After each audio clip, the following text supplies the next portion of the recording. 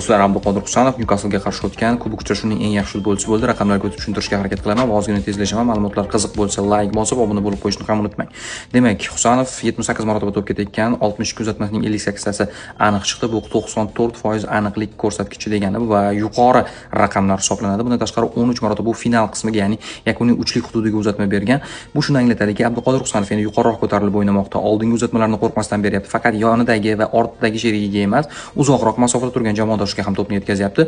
Vaqt o'tishi bilan demak u bu ko'nikmani ham hosil qilyapti. Bundan tashqari avvalgi uchrashuvlarda qilib kelgan hamma ishini bu o'yinda ham takrorladi. Tezlikda o'tib ketdi, yelka-melka kurashlarda g'alaba qozondi, havodagi kurashda g'alaba qozondi va patkatlarda yengib chiqdi. Jamoasiga foyda keltirdi va turli platformalarda eng yuqori bahoni aynan u oldi. 22 ta futbolchi orasida barcha maydondagi eng yaxshilardan biri bo'ldi. Bundan tashqari u 400 daqiqadan ortiq vaqt mobaynida kartochkasiz toza o'yinni o'tkazmoqda. Buning ham ahamiyati juda ham yuqori deb hisoblayman, chunki u vaqt bilan endi ehtiyot bo'lib, shu bilan birgalikda foydali o'ynashni ham o'rganmoqda.